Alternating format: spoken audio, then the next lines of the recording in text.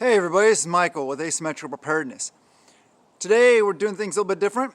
Today we're going to talk about, this video is about a recent video, yesterday's video by Southern Prepper 1 about mistakes he made in his freedom seed stockpiling and collecting over the years.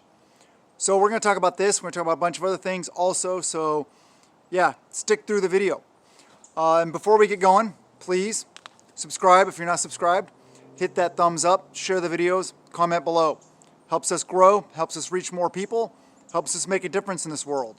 First, let's start off talking about the mistakes he made, according to him, via his stockpiling of freedom seeds over, he said, about a 30-year span. What it was he picked up, because of the availability, non-availability of this kind of stuff, we know what happens. We get shortages, increased prices, non-availability for a while in some cases. So what he did was he was talking about 5.56 and 0.223. You guys know those. Very familiar with those, hopefully. And what he did was, over the years, he picked up whatever was available, because we've had so many shortages in that category over the years, which is good. Good. Pick it up when you can find it. But what he went into more was the mistake he made was that he has a lot of different brands. I assume probably a lot of different weights of the bullets, 55 grain, 62 grain, who knows what else he has. But, and he made some valid points about why you would want to stick with a certain brand and certain weights, a specific weight for your application, which we're going to get into later in the video. I'm going to describe and talk about what weights are applicable to what barrel twist rates, etc., for proper accuracy. So first, let's start off with, why would you want to standardize on a brand? Not the weight of the round, but the brand. And that is due to quality control and the consistency of the rounds. You want consistency. Like I said, it's good to, if you got the availability, if you say you standardize on one thing, okay, and you're good to go there, but you got the availability, you know, you find some other brand or other weight on sale or available, pick it up. Sure, why not? Because it's an investment.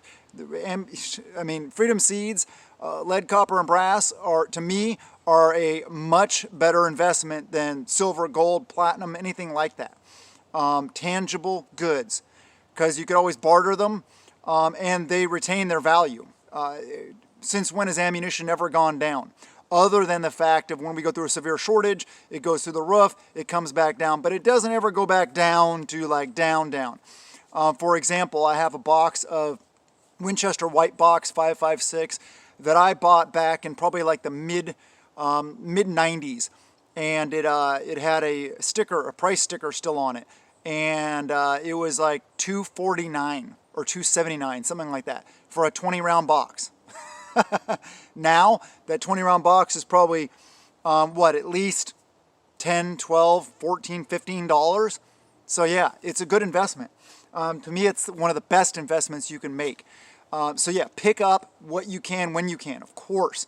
But why standardize on a company? Like I said, the quality controls, the consistency, the dyes that they're using to make the projectiles. It's more precise, and they use certain powders and other things, primers, and all this components that go together. And if you really want accuracy out of your defensive tool, then you need to standardize on something. Like I said, we're going to go into the weights and what you're appropriate for what barrels you have in just a little bit. First, let's have a little talk about what weight. 55 grain, 62 grain, 74, 75, 77. There's a lot of different ones out there. If you're going up above 62, for example, you're really talking about a significant increase in price. So a lot of people tend to, especially preppers, and that aren't necessarily like super into marksmanship, competition, anything like that, tend to stay with the, say, 55 and 62. Okay, so what is better? Well, there really isn't a better versus a worse. 55 grain is going faster. 62 grain has a little more oomph to it. The accuracy is fairly close. It really depends on your barrel twist rate, which I said, like I said, we're going to get into. The effectiveness of the round. A lot of people are saying, oh, it's this tiny little round. It's only a 22 on steroids. Yes, true. But a lot of people say, oh, it's just going to put this tiny little hole through you and not do any damage. Well, first off, I don't want to get shot with anything. I've been shot with things that are close to that, just not US-made rounds.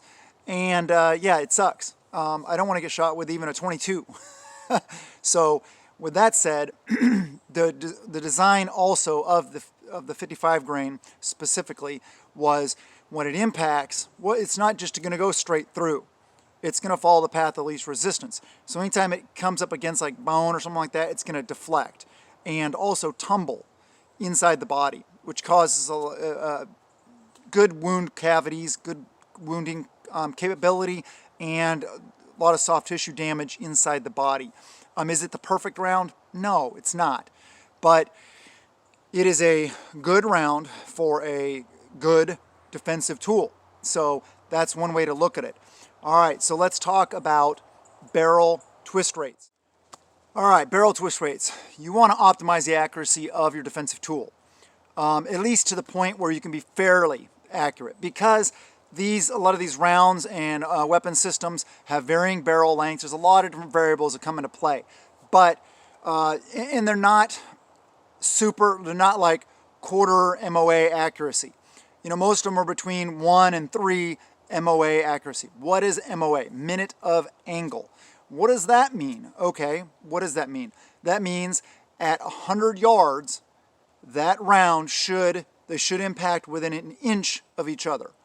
1 MOA would be 1 inch at 100 yards. That would mean 6 inches at 600 yards, 10 at 1,000, etc. But nobody's going to be shooting these at 1,000 yards, okay? This is a basically 0 to maybe 600 yards, maybe 500 yard capability. All right, 600 is kind of pushing it. But anyway, enough said. That has to do with loading, barrel length, twist, a lot of other stuff. Okay, so twist rates for the rifle. If you need to look on, if you have an AR defensive tool, you need to look on the barrel. And it should have a number / another number. If it says 1 in 10, then you definitely want to use 55 grain rounds. Why? Because the stability factor, that means that the twist rate, that it makes 1 full revolution every 10 inches of barrel. Usually the 1 in 10s are in 20-inch barrels, so the bullet makes 2 revolutions before it exits. Okay, if it says 1 in 9, you probably are better off with the 55. You can get away with 62, but if it says 1 in 8, you're definitely better in the 62 grain area for that. Not to say you can't use 55 or higher than 62. There's just this kind of fudge factor. You kind of got to learn your system. If it's 1 in 7 twist rate, then you definitely want to use 62 or higher grains. And what it is when this platform first came out in Vietnam, it was all 55 grains. So they had 1 in 10 twist. And actually, I think they started off maybe 1 in 12. I forget all the history beyond that. I have people that know the history beyond all that. I'm not really a historian of that. But then they went to, different twist rates for different barrel, or for different ammunition. Sorry. 1 in 8. And right now, actually, sorry. 1 in 7 is what the military currently uses, because they use those higher grain rounds, like 77 grain OTM and stuff like that. So if you really want to optimize your accuracy in your defensive tool, 1 in 10, 55. 1 in 9, 55, maybe 62. 1 in 8, 62, maybe 55, 1 in 8, yeah. 1 in 7, 62 or higher. You don't want to use 55 in a 1 in 7, and you don't want to use like a 77 grain OTM in a 1 in 10. There's a lot of people that talk a lot better about this and are a lot more not a lot more knowledgeable, but are a lot more articulate and know a lot more background, a lot more depth about the internal ballistics and the external ballistics and all these different factors. I'm not a ballistician, so I know what I know and I know what works. But you need to be using the proper rounds. And if you're out there actually training and doing the things and practicing with your defensive tools, you will learn what is accurate, what isn't. But to truly test it, obviously, you need to put on a bench rest or on a bench, supported, bipod, whatever you want to do, and truly test the actual accuracy of that round in your particular tool. That's very important. But don't just do that. Don't just sit on the range and go pink, pink, pink. Get out there, get some tactical training, shoot, move, communicate, hopefully with your group, and get better at this. It's going to be important. I love you guys. Have a wonderful day, and blessings to you and yours.